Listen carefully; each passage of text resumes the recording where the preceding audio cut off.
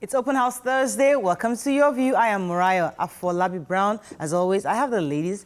Hello, Waike in the building. Yo, yo, yo. How you doing today? I'm fine, I'm fine. Anything? They've been yabbing us that we don't have our sanitizers, so our sanitizer is here, our mask beside us. I have a whole big bottle of sanitizer in my bag, so right afterwards, trust me, we're well sanitized. So I like the face mask, it's nice and matching. So you've got some matching face mask. I get try all the to, colors. Yeah. How it's you doing, not easy, but I'm trying.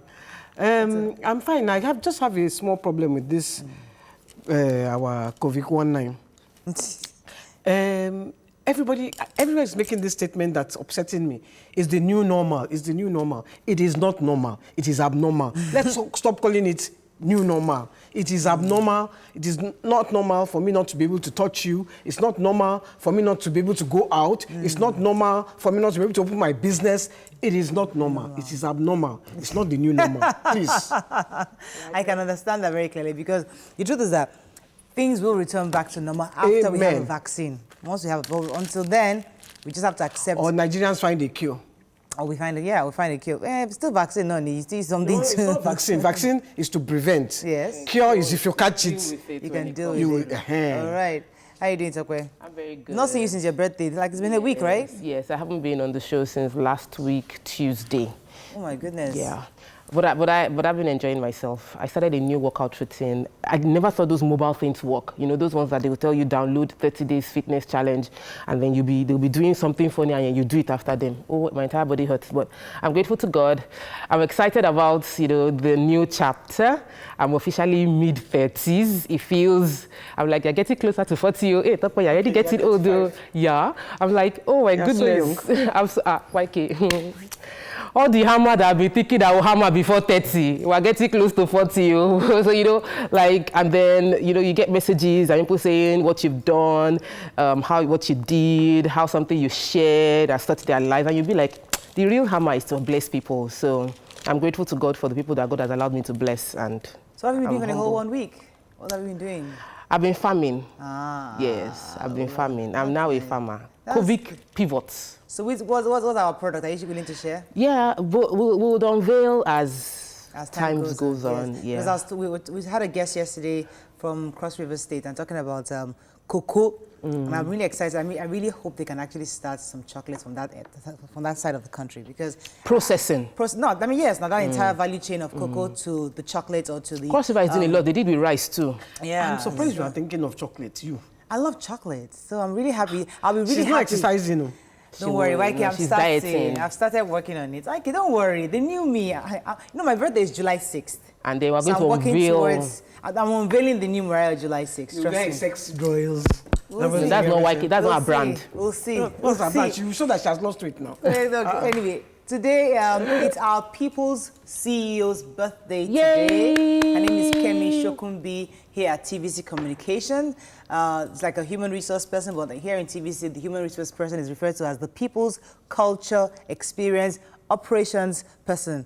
And the entire team of Your View is wishing them a very happy birthday. Happy birthday! To the woman in charge. Oh, she looks so powerful. Yes, that's a power pose. That's the kind of pose that's the kind of pose I want to do. Fantastic. So, happy birthday to the People's CEO. It's called in TVC. Happy birthday, Kemi. Let's go on a break now. We'll come back. We'll go through the front pages of the papers. Stay with us. We'll be right back.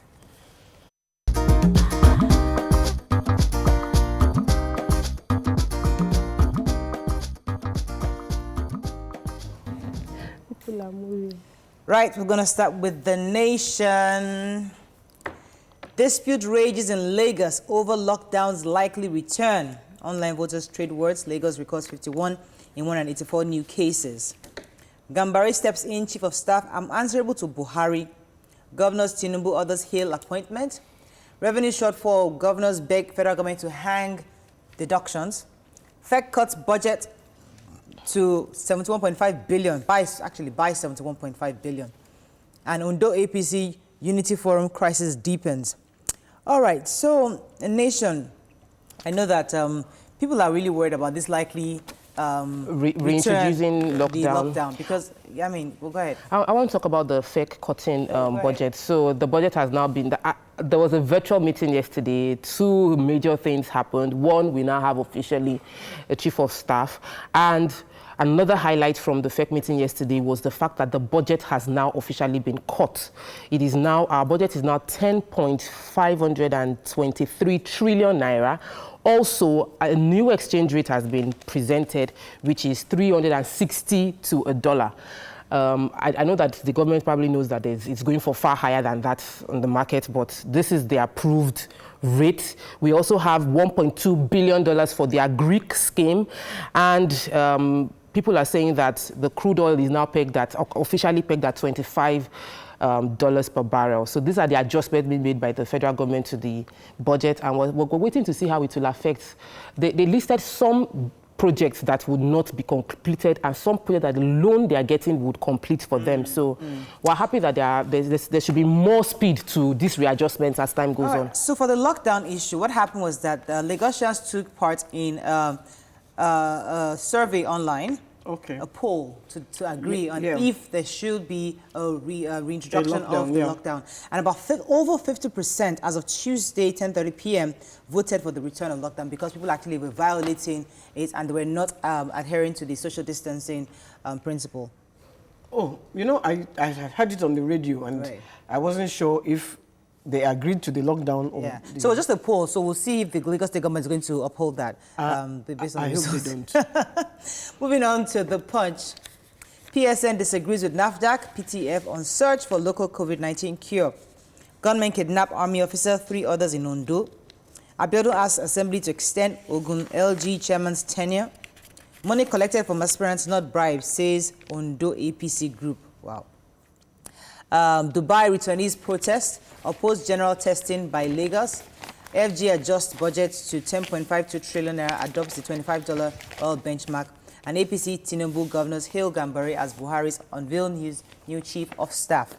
Okay, any story in Punch? Yeah, the Commissioner for Health had, in a tweet, said had announced that the Dubai returnee died of COVID-19, and he's now rescinded and said, look, no, he's not sure, and he apologizes for any mistake. This is because when he went to the hotel where the evacuees are staged, they confronted him and said the guy was actually ill, and he arrived in a wheelchair. He just had a surgery in Dubai, and they had been calling for them to take him to the hospital because he was getting worse. And so unless the tests come in, they cannot announce that he died of coronavirus. Sorry. Oh my Lord. And so we don't know for a fact if that's what they're saying. We don't know for the results haven't come out. But that raises an issue. So if you're coming in from abroad, you went for surgery, should you be taken to isolation center or straight to the hospital? The people, that's what the evacuees said, that why was he taken to the isolation center? They even complained that the quality of food is bad. Take him to the hospital, and they're also complaining. We're supposed to talk to somebody. I'm not sure if we're going to talk to the person today. Temi, she's actually in an isolation center in Abuja. So to give us her experience. No, this is not isolation center. They are isolating in a particular. These people from Dubai, their own cases. Yes, they're being quarantined. Hotels actually, yes. Even the ones in Abuja and in hotels as well. Yeah, they're in hotels. They're not in any center. Okay. Any center.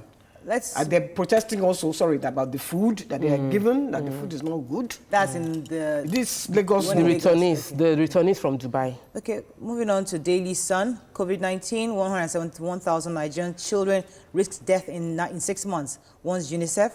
Buhari orders purchase of made-in-Nigeria goods only. Evacuation of Nigerians in Canada postponed as Airpeace is denied landing permit. And coronavirus, only one researcher has submitted request for drug approval, NAFDAC. The major headline, I read that story. Pretty sad. What UNICEF is saying is that we are about to, if we're going to be focusing so much on COVID-19, we're going to be losing about 950 children daily to other medical conditions because of lack of routine medical checkups and all that. And we already have a situation in Nigeria where over about 475,000 children die below the age of 5 for 6 months. So it's going to get worse if we continue to focus only on COVID-19. People can't go to the primary health care because of the lockdown, and there are so many Even in states where they are not they're not even lockdowns, treating them because they of don't. the No coronavirus. immunization is ongoing in the country right now. No child is getting immunized. Some children are already like 5 months and they haven't even gotten the basic BCG. If you give birth, they don't give you, just send you back home. And this is the risk. One, maternal health is people are going to die more, and we can't, what UNICEF is saying, that we can't afford to lose more lives to conditions that were preventable based on COVID-19. Right. So we must find a way to separate how those that are non-COVID related patients can still get health care treatment in hospitals. Right now, they send them back home. I think one of the first things they should do is make sure that all hospitals across board, but private or even if they have to pay, like the private have to pay, they should have their protective gear. Because if I have protective gear, I will not want... I will be able to take in patients. We need to get the Minister of Health. This is something, because, yes, he's focusing on COVID-19, but the truth is that there are more huge risk factors here if people are not treated at the hospitals. Evacuation of Nigerians in Canada, they are postponing that. Air Peace was unable to get the permit, landing permit. So the landing permit is... administrative issues also. Yeah, it's something... Because they've never done that route before. Oh, right. Yeah, so they couldn't get that...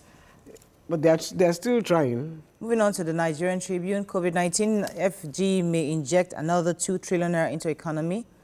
INEC reopens offices for Edo, Ondo, Goba elections. Gambari, new chief of staff, unveiled at FEC. And 93 northerners intercepted in Oyo and Ondo. Okay, which story are we taking in Tribune? So many stories. There was a sad story of a 300-level UniJust student who was arrested with, amongst 5 others, in the library. So he went to the university library and they said he was against the lockdown rules within the community, and he was arrested. Those that survived, the remaining 5, some of those that survived, said that they were taken to the police station, they were beaten, they were brutalized, and when they were now released, when they were found that they were innocent, they were saying, okay, go home. As they were going, another soldier shot into them and killed 1 man. So there's no denying it from the security officials. The security officials have already spoken up. The Sector 1 patrol troop, Operation Safe Haven, has responded saying that they are sorry, that they heard there was robbery operation going on, and one soldier thought that the men being released were trying to escape. And so he shot at them, killing 1 person. This is really, really avoidable death. In the way of trying to implement this lockdown, we must prevent this kind of things from happening. The families couldn't respond because, of course, they are grief-torn to know that their 300-level student's child was killed. This new chief of staff, nobody's taking that story. There's been good, we'll make it a major... different reviews. His CV has been quite impressive. Those of us that read his CV. Others are saying that, he was very active during the Abacha regime. He was it was a pro-dictatorship and anti-democracy and all that. There were different angles, but at the end of the day, he's a 79-year-old, 79 or 75. 75-year-old man that is well experienced, has a lot of global exposure, and he spent a lot of his career in the United Nations, and he's someone that a lot of people respect. Bottom line is he's the new chief of staff. He's the new chief of staff. Yeah, and he has said that he reports only to Buhari and not to the nation. So, bottom line. If you, that's that. And let's see how he's he a goes. loyalist, We're wishing him. So he'll be loyal to... We're wishing him, because his success is our success as a country. So my prayer is God gives him wisdom to lead and guide the president and everybody else right. Okay. But we have people smuggling themselves into different states despite the lockdown. The Rangers, what do you call it? The NSCDC has what they call the agro Rangers. They were able to intercept within Oyo a group of people, about 68 of them, that were in a truck hiding under silos, and not silos, hiding under food that was supposed to go through. And what's the government, even in Abuja, they intercepted something from Lokoja and all of that, about another 90-something. The statement is, the bus drivers will now be held accountable. You should not allow people come into your vehicle. Some would empty goods and then carry human beings back, charging 1,000 and 1,005, and this must be stopped. We should be patriotic, understanding the plight of what the government is trying to prevent. Anyway. Okay, final paper, Garangad, COVID-19 FEC cuts budget. Final paper, Garangad, COVID-19 FEC cuts budget 2020 to 10.523 trillion naira. 3 IPOP camps discovered in Delta, says police. We have only 1 application on COVID-19 herbal cure, says NAFDAC. Southwest won't tolerate influx of Almajiri, says Akintoye. And COVID-19, UNICEF raises alarm over the fate of Nigerian children, says 950 may die daily. Okay, let's talk about NAFDAC is saying that only one company or one person have actually come forward. But the Pharmaceutical Society of Nigeria have come out to say it is not true, that this is false. Well, NAFDAC is saying, sorry, I've not seen any application. They've only seen one application, and maybe the applications are on the social medias and the front page of the papers. But so far, according to her own, Dr. Mojisola was saying that I've only received one application. So our own appeal is those of you that feel that you have herbal remedies. Go through the process. COVID-19. It's not by telling us in the social media or putting it in the papers. It's by going officially to NAFDAC to apply so that they can actually consider your work. That's it. That's pretty much the bottom line of that story. Moving on now to Daily Trust, our final paper. Friends, colleagues set agenda for Gambari. Our security agents compromise interstate travel. We talked about that. And gunmen kill over 20 in Katsina, Kaduna, Benue communities. So obviously there's a lot of unrest still going on in the country. The Pharmaceutical Secretary General Duru says that they have actually developed a cough medicine for COVID patients. Right. So they cannot say that, and they are all just on the shelves there, that nobody is actually giving them anything to develop all these products. To expand the production. Okay, unfortunately, that's all we can take on Front Page Review. When we come back, we speak to the Creative Intelligence Group of Flour Mills, Nigeria. Stay with us. We'll be right back.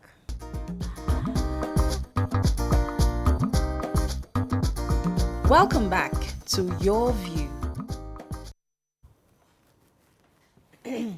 Thanks for staying with us. So since COVID-19 pandemic became a reality in Nigeria, it was imperative that Nigeria private sector would need to get involved and support the Nigerian government. In response to this, the Flour Mills of Nigeria Group, PLC FMN, mandated its unwavering commitment, sense of duty to Nigeria spanning over 60 years, activated an action plan to provide tangible support for the federal government and vulnerable communities around the country. Joining us now is the company secretary and director corporate services, Mr. Joseph Umuolu. Good morning, sir. Are you there? Good morning, Morayo. Nice to meet with you. Yes. Flour Mill's been working. We noticed. Yeah, we are, and I hope you are keeping safe. Yes, we are. I mean, when I was going through the message sent to us, I was quite impressed. It says that you've done about 1.5 billion naira towards the procurement of medical supplies, procured 35,000 testing kits, and even ordered 25,000 more. What motivated this? Why did you get involved like this? Thank you very much, Morayo. Perhaps a good point to start is to say that Nigeria Flour Mills has been with Nigeria for over 60 years. And of course, these 60 years has helped us to have a deep understanding of Nigeria. We have been with Nigeria in both good and challenging times. And these times that we have been with them have helped us to see when they face challenges, what they are truly facing. And so that moved us to say it is important that we flatten the curve and help to conquer this pandemic in Nigeria. So what did we do? First, when we anticipated that this problem might come to Nigeria, we put in motion a protocol, a health protocol that will ensure that we continue to produce. And not just that we continue to produce, that we produce good and healthy food under the best health and safety conditions. That was the first thing we did. Then, when the pandemic actually got here and there was a lockdown, we now set in motion our plan for a food donation drive. And this cost us over 400 million naira. And we have made this donation across the country and the Federal Capital Territory. Then thirdly, we decided to procure some medical equipment, like you rightly mentioned, worth about $1.5 million to help support the fight against coronavirus. And this included testing kits, ventilators, PPE, and all that to ensure that those who are the frontline workers in the fight against COVID are well protected and they have materials to work with. And then finally, we donated 1 billion to the private sector coalition against coronavirus, that's COVID, which is managed by the Central Bank of Nigeria. So all this we have done because we feel a part of Nigeria. The motivation is clearly stated in our purpose of feeding the nation every day. Right. Indeed, I must say here that the founding of flour mills was with the aim of feeding Nigeria for a love of Nigeria and Nigerian people. We have heard how it's almost impossible to procure these testing kits and the medical supplies. How were you able to procure all these things, considering how difficult it is? Well, very simply, as usual, as we are in flour mills, we planned ahead. We have a chairman who thinks ahead, Mr. John Kumataros. He spearheaded the effort to getting these kits. Right from when we started suspecting that this problem would come to Nigeria, he started making arrangements. He set up a group and mandated the management of flour mills to start putting things together to ensure that we get this equipment. Unfortunately, we had the NCDC, the federal government, the presidential task force on COVID, other agencies of the government, technical advisors and vendors who were ready to work with us to ensure that we succeed. And putting in place our inspired procurement team, we were able to manage the situation, get through the hurdles and bring in this equipment. Right. Agree that there were several challenges, but because of the fact that we know this has to be done, we were able to manage it. Okay. So I wanted to ask, how did you distribute these items? So we know that we've gotten it. Some states are saying they didn't get anything, and we know some private organizations have been doing this laudable action like flour mills. Who did you distribute it to, and how was it shared? Okay, for the food items, we donated the food items to the state agencies that are in charge of distributing the food. We relied on their network and what they have set up to be able to cater for the people. So we donated it to them, hoping that they will be able to get them to the grassroots. And we are working very closely with them to see how this is carried out. Then for the medical equipment, our aim was to take it to areas where this pandemic situation is most acute. So we worked with NCDC through their established distribution network and channel. And the places we went to more specifically was to the FCT, that's to the Federal Capital Territory. We gave 13,000 test kits delivered to NCDC National Reference Laboratory in Gaduwa and its Defense Reference Laboratory. A total of 10,000 kits were delivered to Lagos State, with 3,000 going to Luth, 3,000 to 54 Gene Research, 2,000 to the Institute of Medical Research, and 2,000 to Lagos Biobank Laboratory. We also gave to Kano State, and for Kano State, we gave 5,000 kits, which were distributed to Aminu Kano Teaching Hospital and Bayero University. The state was also given a lab in a box. Of course, this one is to help testing in remote areas. Then in Kaduna, we gave 1,500 kits, which were delivered to the DNA laboratory, while in Edo State, Irwa Teaching Hospital got 1,000 kits. In Oyo State, UCH, that's University College Hospital Virology Laboratory, got 2,000 kits, while the African Center for Genomics of Infectious Diseases at Redeemer University in Osun State got 1,000. Right. We also distributed 75 ventilators to hospitals in Lagos, Abuja, and Kano, especially where the number of cases were quite severe. We gave 331,000 PPEs, which we expect will cater for about 10 frontline medical workers. Okay, so Can we clap for you? We can clap for you. Well done to flour mills. So PPEs is one thing that many people have complained. So you've given out testing kits, ventilators, and the likes. Have you thought about PPEs, especially because many people are complaining that it's preventing them from attending to patients that come to even private hospitals? Are you thinking of doing that?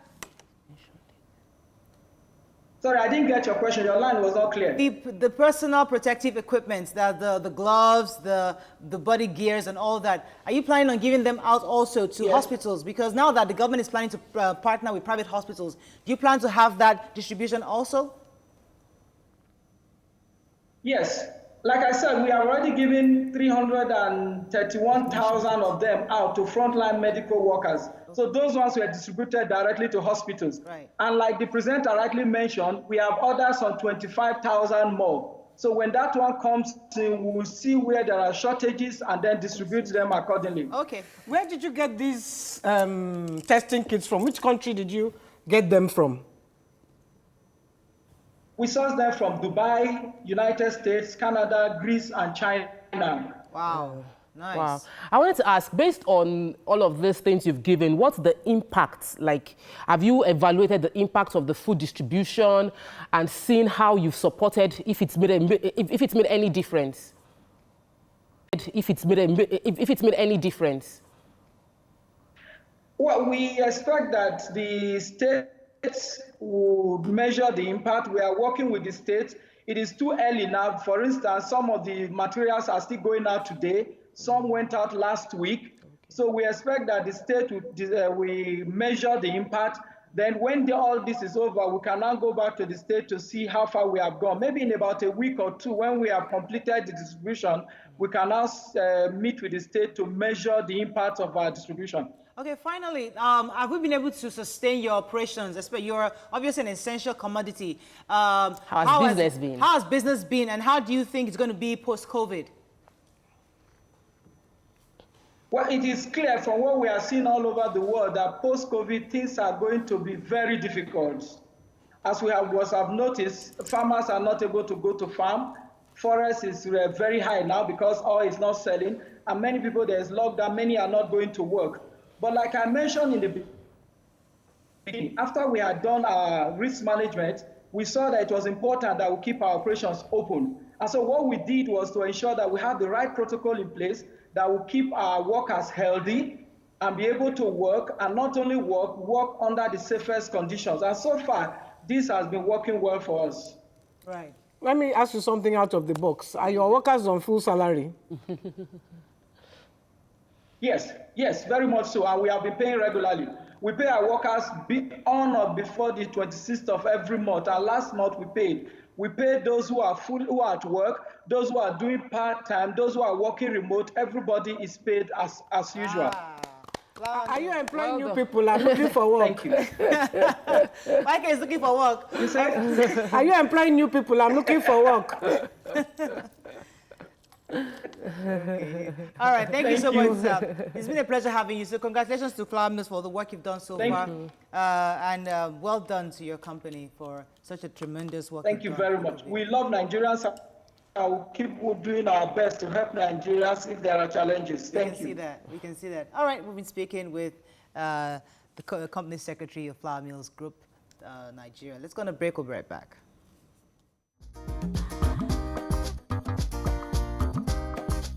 Stay tuned. Your View will be right back.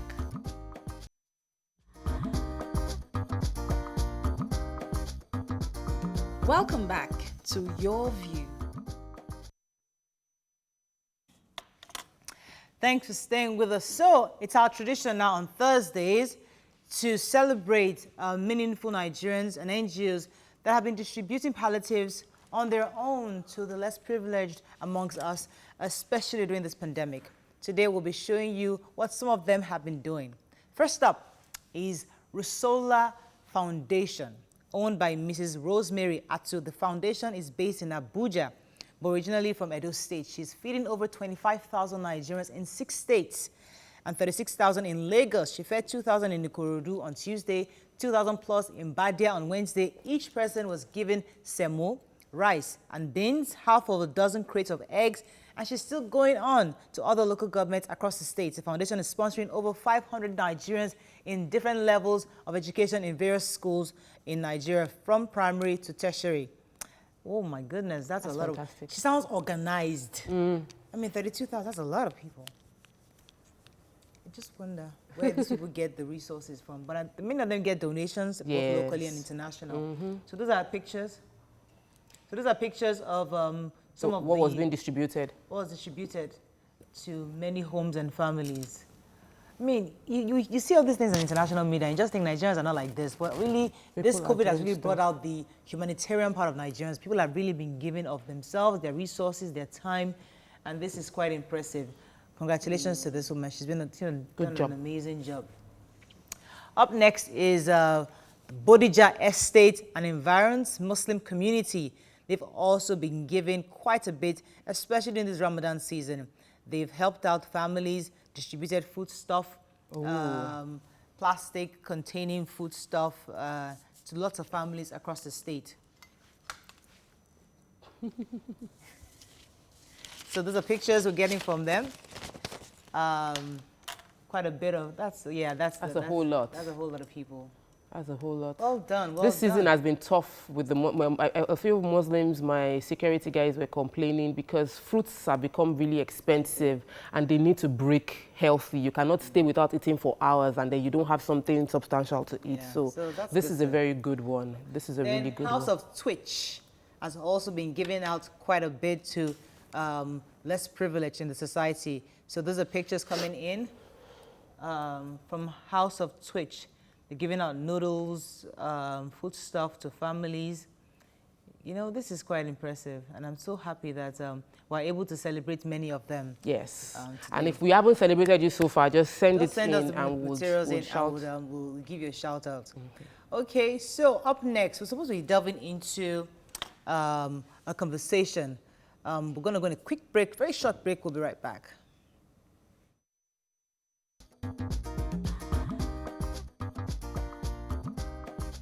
Stay tuned. Your view will be right. Okay, thanks for staying with us. So on Tuesday, we're minding our business again, when a certain senator representing Enugu North said, and I quote, "In Africa, people do not marry for love, but just to have children." Now, as simple as this statement was, it has spurred a lot of conversation on social media. People arguing for and against. How can he say that? What rubbish? People fall in love. Others saying, yes, he's right. Anyways, joining us is the senator himself, Senator Chukwuka Butazi. Good morning, sir. Are you there? Yes. Good morning, Morayo. Now, guy at the top, how is everything? Well, I'm fine. Fine with you there. Okay, you just said social media ablaze, with this your statements. What? Tell us why you said that, and in what context did you mean this statement? Well, I want to say that, the context I discussed this was in the discussion, the late debate by most distinguished Senator Sam Ewu, who led the debate on sickle cell anemia prevention, control, and management bill 2020. So I discussed this issue, and I'll have to go, like I said, I have to discuss these issues about sickle cell has so much effect on our people. Right. That in the Igbo setup we call our Obanje, when people come and continue go dying and coming, and the people say it's Obanje, right, until the science came and was able to demystify that concept. Right. And we started understanding it. In Yoruba, you call it Abiku, yeah, and all that. Right. So, and that was just the issue we discussed. And okay, so when you say something like that, people wonder, so are you saying that you did not marry for love, you married just to have children, in your own case? No, far from that. I was, when I was discussing that day, I was distracted. I was just trying to share experience I had in the past. Where I have to confront the medical director of St. Hilda Hospital in Asate Enugu. Okay. Who canceled us, and canceled me, and was telling me that this issue, that you shouldn't go on with SAS marriage, that in Africa people don't go for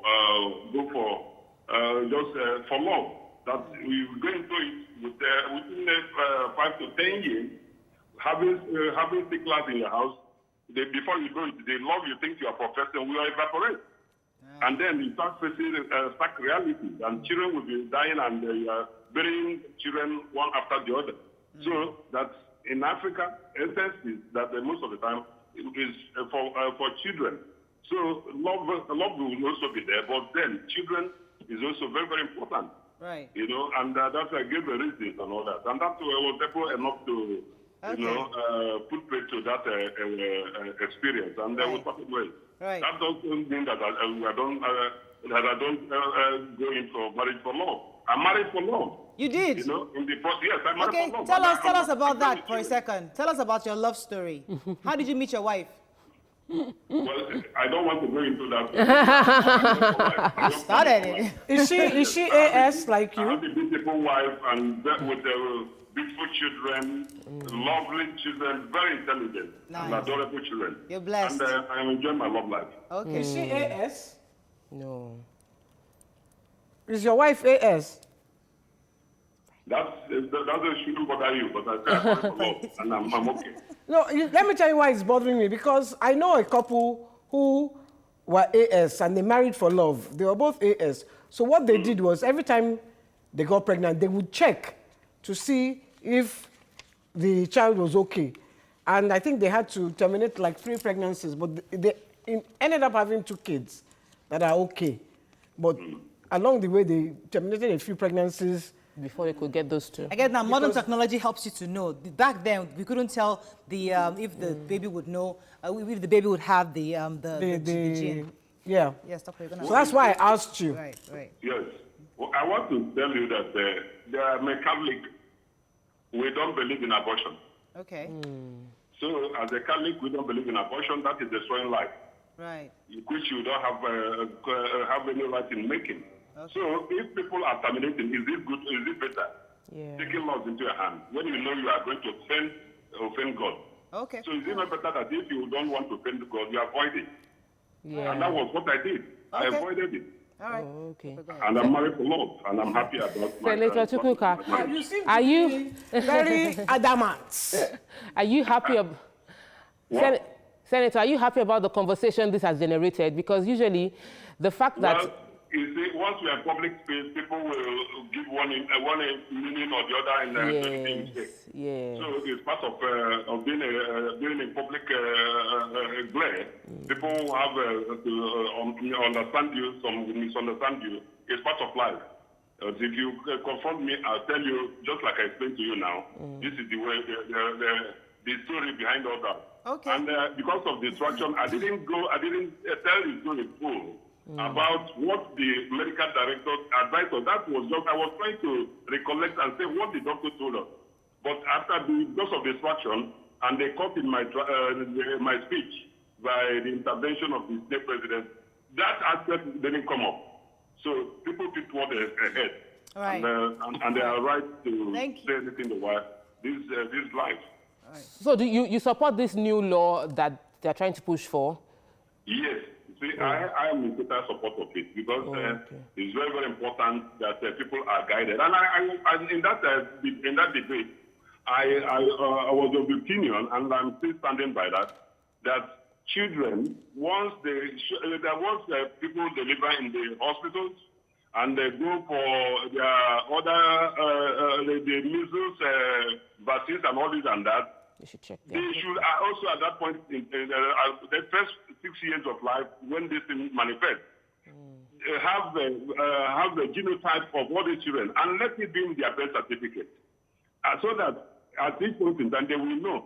So we don't have to wait until when somebody Wants is to get married. grown up and want to marry, get in love, and then you start discovering that things are not working. And then even at that, some people are, because of love, because they already have gone too far, will go and fake certificates. And I say that the churches, like I'm a Catholic, before you wed in the church today, they demand to have your certificate. Some people go down and manipulate it. So I'm of the opinion that we put it also in the law that if you belong to a faith, maybe Catholic or Muslim, the Catholic or Muslim place of worship should have one laboratory where they can send you directly, independent of whatever you think or whatever certificate you already carry, so that you go there and they will identify you and know who you are so that they cancel you very early so that you don't go and start making mistakes. Fantastic. Thank you so much for shedding more light on this, Senator. It's been a pleasure having you. Thank you so much, Morayo. Yes, we've been speaking with the Senator himself, Senator Chukwuka Utazi of Enugu North. Right, so you've heard him.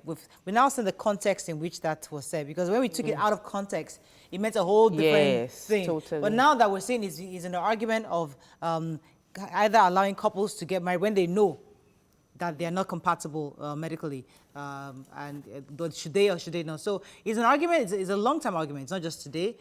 People have been arguing or saying that you should allow people to just fall in love and be, and then they deal with whatever happens in future. But they're saying we need to stop it, and we've had this conversation in the past before, but I'd like to get in our callers. You want to talk about it now, or was going to break? No, I was just, there are people who might decide they love each other and they'll decide not to have children. You know, because that's Oyinbo, YK. That's Oyinbo culture. but you people are being more like Oyinbo as the years go by, as the days go by. I mean, the way we do our hair and all those things is all part of the Oyinbo colonization. Let's soften the conversation. So let's not make it about the sickle cell. Let's bring it back to, do people really marry for love in this part of the world? Let's just have that conversation. Or do we say, listen, I'm 21 years old, I've finished my schooling, I want to get married and have a child, and I just want to start out to procreate. Is that commandment of the Lord that you must go out, procreate, and multiply? So, or do we say, you know what, we have that Oyinbo thing of, oh, I just met this girl and I'm in love with her. Tokwe has this funny smile on her face. Because she's a lover. Okay, so yes, I'm always for marriage should be for love. However, just this Sunday, my pastor was preaching and saying that the idea of marriage is for procreation, that God created the institute of a husband and wife coming together so that they can have children and populate the earth, and it should be done within the legitimate confines of marriage. However, the part of love is because if you're going to be living with someone for the rest of your life, you would at least like the person, right? At least you will be someone you want to be with, someone you want to spend your time with, someone who has you have affinity for, like not someone you will be running away from. So that's why it's good to always put love in the mix, not just, oh, this person has the right genes for me. Like, this person has the right spec. I want my child to be tall, so let me pick a man that is tall. Or the man can look at, and you see, it happens in some parts of our country where a man might be short, and they will specifically make money and go and marry a tall, beautiful woman, knowing that my children, I might not have all the genes, but when I marry, my children would have good height in their gene. They will have, so it's like you're shopping for specifics. But love, for me, love is a decision. And it grows it's a when decision, you're committed. It's a responsible decision you make. That, okay, this person is responsible, this person is somebody I can respect, this person is somebody I cherish his point of view, and I've made a decision. Because we like to have that nice flowery, oh my love, I fell in love. It's nice. But when you get into a marriage, you then realize that, listen, it's not so much about the flowery part of it. It's the fact that I have decided to stay with this woman. Yeah. Regardless of what you look like, how you behave, your bad behavior or your good behavior, I have decided to stay with you for the good times and the bad times. It's a decision. But when people make it look as if it's all about the Mills and Boone type of love, I think that's where we mislead young people. YK? I'm very difficult. It's a very difficult conversation. Let me take this call while you're thinking about it. Oh, we lost that call. Let's go on a quick break. We'll continue this conversation after the break. Stay with us. We'll be right back.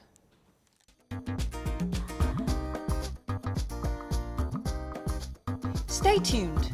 Your View will be right back. Welcome back to Your View.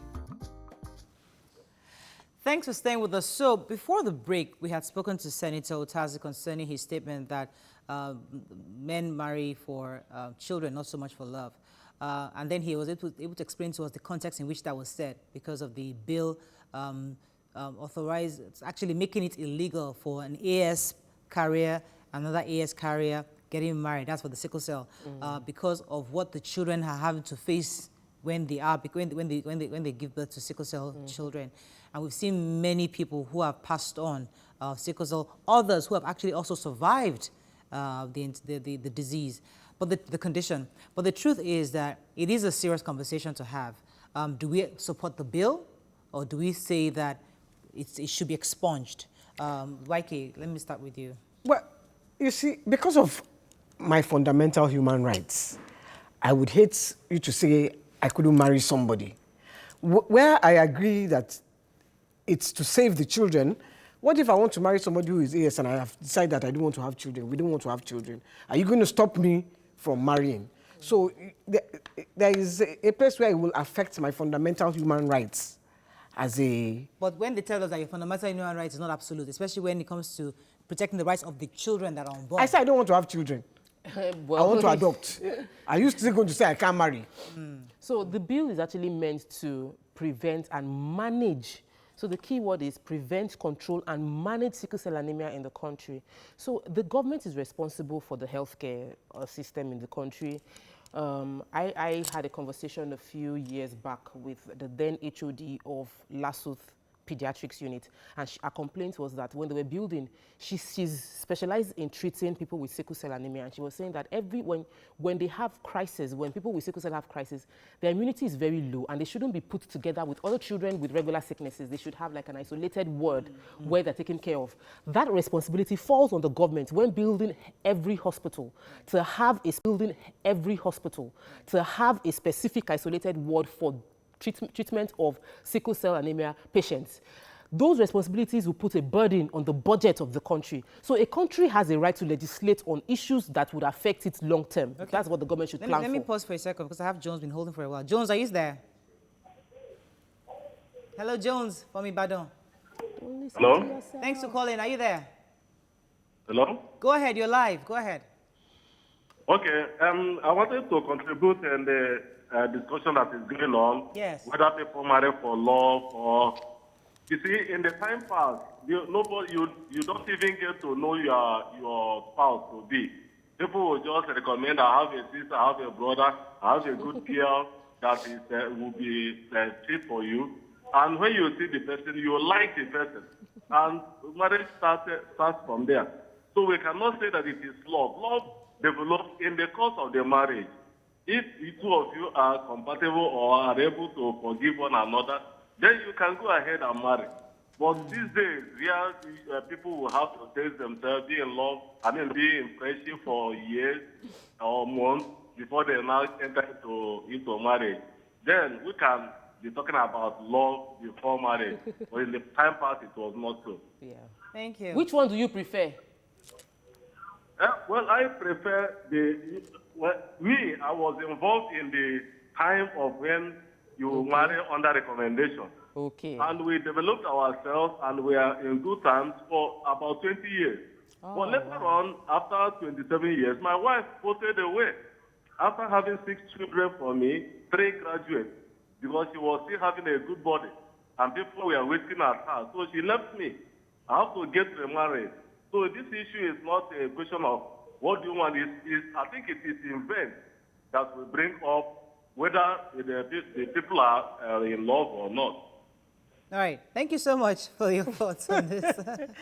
Right. Says, oh my God, that was after 27 years She or still so. looks good. And she looks good. moved on. That people were just still chasing his wife. So now, I would like us to connect this conversation to the sickle cell issue, and then the fact that two young people are in love, and they find out that they're AS. Now, can the country or can the federal government tell us not to get married? Okay, so what the senator was recommending right from within his contribution on the plenary was that right from birth, every child should know what their blood group is. No, to what end? Yes, when I met I'm genotype. My genotype is AA. My husband is AS. I didn't understand why that question came up when we just met, but he asked me because he was aware. His question to me was, okay, I like this girl. Let me ask, what's your genotype? I said AA. My dad is AA. My mom is AA. Everybody's AA in our house. We're fine. But I didn't understand where I was going through until much later. Right. So I think that the awareness must be with, if you are everybody that is AS is a carrier, you must be conscious and be responsible not to even get attached to anyone that is a carrier. So when you are aware, if you know it from birth and you have been educated on it, you would also be conscious that if you meet anybody, I'm beginning to like this person, are you AA or AS? Then because that means love grows. Wait, that means create awareness. Yes. That doesn't mean put it in a bill. Because what I'm saying is, if you put it in a bill, And you legislate. you are stamping on my own fundamental human rights. If I want to marry you, let's assume you are a man, because I can never want to marry you, you are a woman. But if I want to marry you, and I say I don't want to have children, and because we are both AS, you say we can't marry, or you are SS and I'm AS, we can't marry. So and I said, look, we don't want to have children. Yeah. Are you going to say that should be allowed? You know, it should be allowed. I'm sorry, that shouldn't be allowed. I'm sorry. If they agree not to have children. No. How do you guarantee you not have children? Come on, you do. No, but they can I can tie my tubes. They can prevent it. I can tie my tubes. You give me evidence that you tied your tubes. No, But you see, that is. Then let's quickly move to China. I know that is a dictatorial. No, but I think that one government. of the things that the legislation should cover is the fact that some people lie. The senator mentioned it. People falsify their documents because they want to go ahead and get married. The churches would counsel you concerning it. That is why if you take the call. Christy, are you there? Thanks for calling. Yes, I am there. Go ahead, Good please. morning, Morayo. Morning, you're live. Software and so. Yes. Well, I'm a first-time caller. Welcome to the show. But I've been a persistent follower of your program. The point today is an interesting one. Right. But my own opinion direct is that I believe the first thing that we come up as far as marriage is concerned is love. Without love, there is nothing like marriage. Though before now there are different ways to coming together, but that does not mean we are in today. We are not in yesterday. We are in today and we are talking of tomorrow. So I believe that the first thing is love. Then even if both of them are Essex, they can decide to have their marriage and adopt children. I'm not of an opinion of aborting children. I'm a Christian, so I don't believe in it. So if you know that your love can pilot you to being together, adopt children, you can do that. I don't believe in, if I see there are different ways to be in a mother. If you adopt and you're ready to take care of the child, the responsibility is you're already a mother. So we have to look at what will help us has been in the time past. Right. So I've been in it for about 6 years now, and I'm happily married. Mine might come as a point of recommendation, but that does not mean that today our children should go that way. Okay. So, all right. Thank you so much for your contribution. So she's saying that you can actually, love is important. And when people fall in love, they shouldn't. I think before love goes off, it's like. If you don't like the person and you love the person, that marriage is not going to last. Right. Yeah. You have to like and then love, Right. or love and then still like. Right. If there's no like there, forget. So at the point of like, that's what we need to do the Ask investigation. that question. At the point of like, ask that begin- question before but you then fall in love. wouldn't that become intrusive? Yeah, asking me. I'm but not proposed to you. I Already asking didn't me. understand. That's why I'm saying, sorry, no, go ahead, please. That's why I'm saying, if they sensitize, it's just like this COVID-19. If you don't sensitize people, they will not believe that it exists. Right. I know it exists because I have had my auntie, my uncle, they've had it. Luckily, they have. I know a friend of my partner died from it. But if you don't sensitize people, you will never. So you're saying don't legislate love, but you can sensitize so that we know Exactly. not to procreate from those two genes. However, the point still is love happens, and I think the caller said something about adoption. So if you are both SS or one is AS, one is AS, can we agree that we're not going to have children and then we're going to adopt? Is that acceptable in our society? Is that something we can look at? Or if you want to insist you get married, can you ensure your tubes are tied? Can we legalize and ensure that you tie your tubes? There are cases. I saw a story online where a family has 2 SS.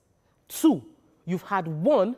And then you now tried your luck again to see if you will get AS, and you have 2 SS, and those children grow up in trauma.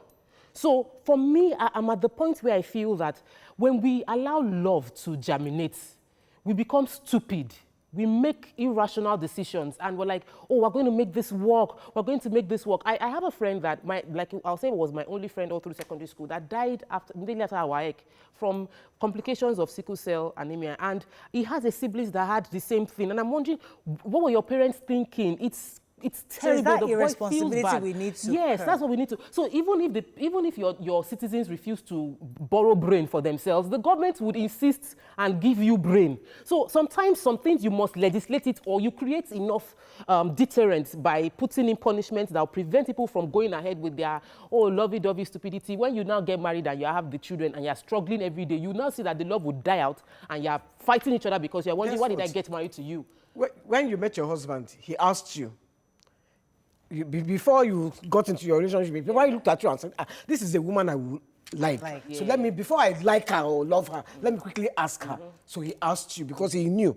Right. That's because he had been sensitized. Yes, we must work together. Let me quickly take this call. John. You didn't know anything about it because you were not sensitized. Because I'm AA. So I'm actually able to marry anybody. Let me take this call from John. John, are you there? Hello, ladies. Good morning. Thanks for calling. Go ahead, please. Joy. I'm calling from Malaysia. I'm a first-time caller. Welcome to the show. Joy. Yeah. I'm a public health nurse working in Obafemi Awolowo University Teaching Hospital. Okay. And I work in the immunization clinic. So I want to correct what Tope said. That immunization has always carried out in Nigeria due to the lockdown. It's not correct, please. Okay. Our clinic is open and we've been immunizing. We worked during the lockdown. 2 weeks ago, we immunized about 85 babies. Oh, and wow. we've been immunizing. I'm off today, but my colleagues are there right now, and immunization is being carried out. Right. Correct that. At least more people are informed now. The information we got was that they couldn't get immunized. Is who? UNICEF. It's not true. It's not true, please. Okay. Yeah, thank you so they much. are giving a dog a bad name. So thank you for Thank you so clarifying much. that. Yeah. All right. So back to this matter. We have to round up very soon. It's similar to HIV. So Exactly. I heard a story recently I was going to bring it up. of a boy dating a girl, gave the girl HIV virus and did not tell the girl. So the girl now went for test. The guy knew. The girl now confirmed that she's positive and she knew that she only had a relationship with this guy. And then the guy now said he's so sorry that he will marry her. He dragged her for 3 years, now broke up with her. So in my head, the story burst out on social media. So he should be because prosecuted. he knew he was positive. You know, so at the end of the day, it's the same thing. You are a carrier of something. It doesn't mean your life has ended. Some people voluntarily marry people with HIV, knowing that this person is using antiretroviral drugs, we would take care of ourselves. It doesn't mean end of our life. It is not the end of your life if you have AS. You are a carrier. But when you now go and meet another carrier and then you now infect children, that is irresponsible of you. So for me, if you are aware, and in this day and age, nobody should claim ignorance. So the government's legislating against it is that let's spread this information. With so much information out there, people should now be aware and prevent themselves from falling into this kind of thing and creating crisis for the world. That's the way I see it. Okay. Final words on this. We have to round up. Me, I'm just saying, I think I was going to take some tweets, but I've not opened them yet. I believe that they should sensitize people. Right. When she brought up the HIV, the reason I was going to talk about that HIV is HIV, like 20, 30 years ago, was not prevalent in our society. Right. Now, if at that time government had sensitized its people, we would not have HIV the way it is now. But they didn't sensitize people. It was in Europe and America. They let us catch it when we're here. Before they started saying, hey, yes, there is it. Tell people first. Yeah. That's all I'm saying. Tell people. And then we will make informed choices, and I'm sure we will make the right choices. Just like we stay social distancing in COVID-19. Yes. Right, okay, Nigerians. My Nasara says, with reference to the caller from Ujudu who claimed there is no marriage without love, I would like to refer her to some of our culture up north where a girl child has no right to choose who she wants to spend the rest of her life with by judging by arranged marriages. Emmanuel says, I understand you, sir, but you need to understand that our Marjories have parents. Okay, so that's replying another tweet. Mom Beauty says, I could remember when I was admitted to the hospital, the lady in the ward had 2 children, a male and a female, who were also admitted. When I learned that she was their mother and they were all SS, I was torn apart. They were regular customers in the hospital and had a special ward. I support this motion. If Oluwa says, love grows from two factors, information and acceptance. So I agree that every child should have the knowledge of his or her genotype early enough. PJ Comedian says, if they want to allow two AS to marry, the law should be that if they get pregnant, they will go to jail to avoid bringing children to the world to suffer. I think a lot of people agree with the policy, though. Okay, so... Yeah, it's just like a brother and sister cannot marry because the children that they're going to have... Yes, would have issues. Will have issues. Yes, certainly. Absolutely. Correct. It's proven medically. It's actually proven. Unfortunately, that's all we can take. Thanks to Senator Utazi for joining us this morning. And we'll continue to monitor... Time is up. Yeah, time is up. We're done. The show is over. Yeah, Already? the show is over. Yeah, I know, it goes so fast. You know, I was on a live thing yesterday, and someone was saying that you should make it 2 hours. Okay, that's what they were telling us when we did 1 hour. We now made it to 1.5 hours, and people are not asking us to move it. But unfortunately, for now, it's just an hour and a half. That's all we can take on the show. Have a fabulous day. We'll see you tomorrow. Bye for now.